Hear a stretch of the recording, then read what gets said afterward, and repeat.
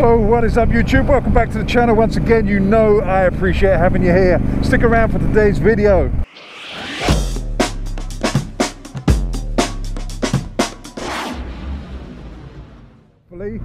I've got my new crash helmet on. I've got the KLIM KRIOS on, so I want to go through a little bit of the features of this and tell you a little bit about this lid and how I've set it up for this motovlogging malarkey.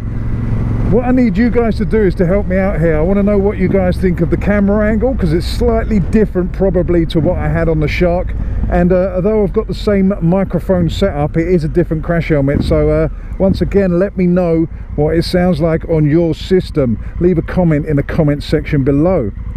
Right, now I've had this lid for a little while now, probably about 3 weeks. I haven't used it for motovlogging yet. This is the first time I've set it up. From my point of view, I just want to give you a little bit of a comparison and tell you a little bit about the lid. I want to compare it to the previous lid, the Shark Carbon Fiber Speed R.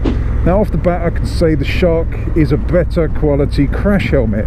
It's a nicer interior, it's plush, it's probably a little bit quieter, but I don't know what that sounds like to you guys. So let me know if this is better or worse than the Shark. At the moment I've got the visor closed. Let me just open it a little bit, if I can find the tab. This is a problem with new crash helmets, you can't find a bit to open them. Right, so that's it open. It sounds a lot more windy in here with the visor open than compared to the Shark, maybe because of the peak and the configuration, and it's because it's longer in the chin, I'm not sure. But anyway, let's close it again so you can hear me properly.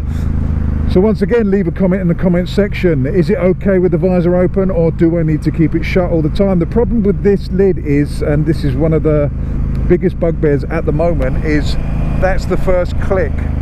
Nope, tell a lie, that was the second click. It's on a ratchet system, so in order to demist the visor you've got to have it up slightly, but the first click is far too far. It's not just a little slit, it's quite a deep one, so you get a lot of air up into your eyeballs, and if it is raining and that, you'd probably get a lot of wet in your face.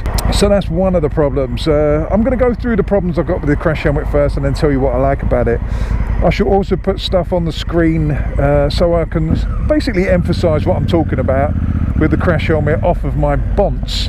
The first problem I find with the crash helmet is it doesn't seem to be as good quality as either the Shark or the Arise that I've had.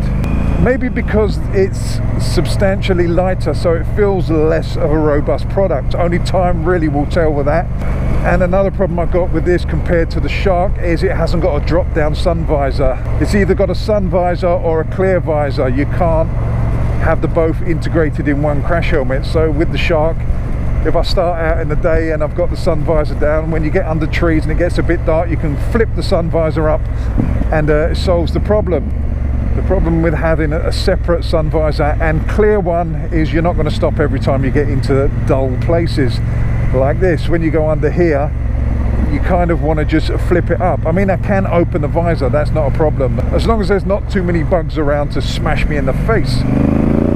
So I'm thinking of getting around that by buying a clear set of goggles, because you can wear goggles on this with the visor as well. So I don't know whether you can close the visor, but I know you can wear the goggles with the visor still in place. So I might just shove a clear pair in the back box in the luggage and go from there. And then when it gets dull at night, or if the rain clouds come over and I need to put a clear visor on, I can just throw the goggles on and leave the dark one on. But we have done this in the past. It's only in recent years that we've had drop down sun visors. It hasn't always been the case, and I never really had a problem in the past with my air eyes changing them out. So I will get used to this. There is no doubt it will become easier and easier, or more second nature. I won't have to think about it, I'll just get on and do it. It does mean I have to carry a second visor though if I don't have the goggles. And another thing is the fixings. The fixings on the side don't seem to be that robust. I can't really vouch for them because I haven't interchanged the visors that often to stress them and try and break them basically. There are probably other people out there that have had a KLIM longer than I have. So if you do own a KLIM, one of these Krioses, and you change the visor in and out and take the peak on and off quite a bit, then drop a little comment in the section below and let us know how you get on with that, because I am interested to know how these stand up to constant changing of visors. One of the other negatives about this helmet is the length of the chin strap. Now I wear a medium-sized crash helmet and it's a double D fixing, which I like. I prefer that over to seat belts. I don't like the seatbelt fastenings, but it's got so much excess on it. It's like you're going to buy the lid and suddenly grow about 17,000 chins underneath your own one. I don't get the play. I don't get the amount of material used. They could cut it probably in half. It just dangles around, and if you don't pop it in, it's like someone with a towel just whipping you. Other bugbear, vent, the front vent. The top vent is pretty good. I can feel the air circulating around the top of my head, but the one at the front with the 4 panels looks like a big massive mesh vent, and that's kind of one of the reasons I bought this lid, because I thought in the summer it's going to be spectacular. It's not an open and close vent. You can't just switch something and let the air in. It's got a whole foam packing behind it, kind of part of the shell of the crash helmet. Now it looks like you can take it out, but it's a whole section that has to come out. So you'd have to take it out and carry it with you and then put it back in when it gets a little bit colder, which in my eyes is a little bit of a pain in the backside. So come on, KLIM, sort that out. We need some ventilation. I mean, this is only nitpicking. I will get used to all this stuff. I just need to get into the routine of doing it. That will bring me into the stuff that's positive about the lid, and there's plenty of positives about this crash helmet. One, it looks spectacular. Well, you have to be into adventure style lids. If you're on an adventure bike and you're into this style of crash helmet, you will think it looks good. Well, I hope you think it looks good. The finish is not as good as an Arai or a Shoei, but it's so much lighter. This thing is like a feather. It's not like wearing a crash helmet. I've come from a carbon fiber shark helmet to this one, and this feels like a game changer. This is so much lighter. It's like wearing an old slipper on your head. Now, granted, not a lot of people wear old slippers on their head. Well, I'd hope not. If you do, you're pretty strange. What I mean is it's comfortable. I almost said it fits like a glove then, but it doesn't. It fits like a crash helmet. Considering it's new, I don't feel restricted. I don't feel any pressure points. Now, when you put on a lid for the first time, sometimes you feel a few little pressure points on there. Not bad until it gives. Now, this one, I don't feel that at all.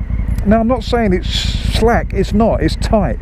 It pushes my cheeks in. It pushes my forehead in. It grips around the back of the neck. It actually fits my head really, really well. I wasn't expecting it to. It fits me better than my Arai, my original Tourex that I had a few years back. It fits me a lot better than that. And when it comes to fit, it is very important in a crash helmet. You've got to have a crash helmet that fits. You can spend £1,000 on your crash helmet. If it doesn't fit properly, it's not going to do the job. Other positives are the peak. I wasn't expecting it to be this good. Now, on my Arai, I took the peak off because it used to catch the wind. At the time I had a KLR 650 and it used to catch the wind, and it wasn't that great at directing the air around the crash helmet. Whereas this, it is so light, it kind of looks flimsy, but the whole point of the peak is it's just to keep the sun out and to direct the airflow. So it doesn't matter if it's a little bit flimsy. You kind of want it to break off in an accident. You don't want it to catch anything. So being flimsy is a pretty good compliment for this type of lid. But what I found is it doesn't catch in the wind. It directs the airflow nicely around. There's no turbulence here. Even though we got a bit of air up here, I'm 6'2" tall, so I'm over the height of this. My eyes look about this level if I'm to look straight.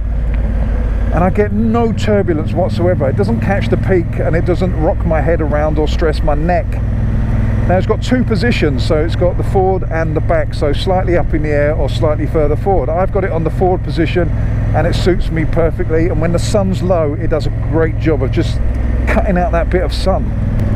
Now back on the visors, it comes with 2 visors as standard. It comes with a clear visor and this dark tinted one.